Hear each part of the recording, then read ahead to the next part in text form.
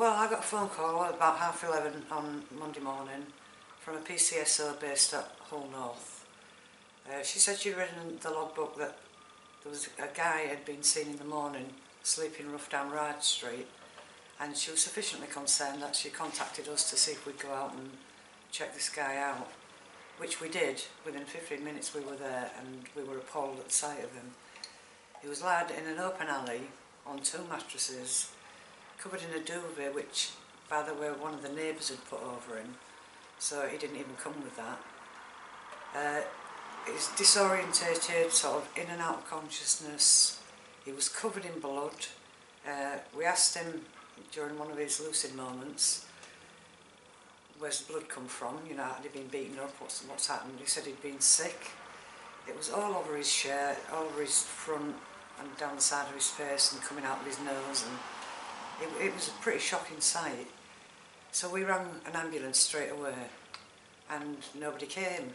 We were stood there, the sky's freezing, we're freezing, nobody came. We rang the ambulance back on 999, and again we were told there was a queue and we would have to wait for a response. We then eventually got through again, and I had to go through all the story all over again. Stood on the street with this guy, and then they eventually sent out an ambulance responder, so that was a single person came out in a car. She said it was much too serious for her to deal with, and they needed an ambulance, which of course we'd told them an hour and a half earlier. She radioed for an ambulance, one eventually came, they took him off, and as far as we're aware he's still in Hull Royal. Well, on Monday morning, around about 11 o'clock, I got a telephone call from a police officer informing me that they had found a homeless person lying on a wet mattress covered with a wet duvet. They told me that he was a Polish person and had just been discharged from hospital after suffering with hypothermia, and could I arrange for someone to go there and help get him into accommodation, because they just wanted to get him undercover where he'd be safe.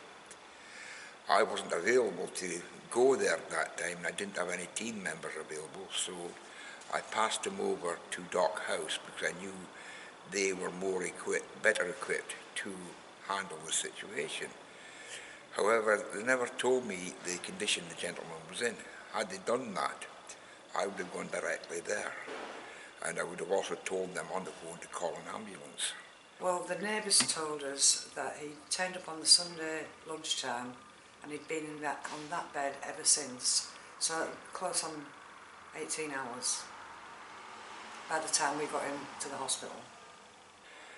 Why the police didn't consider calling an ambulance in the first place is beyond me. Makes no sense whatsoever.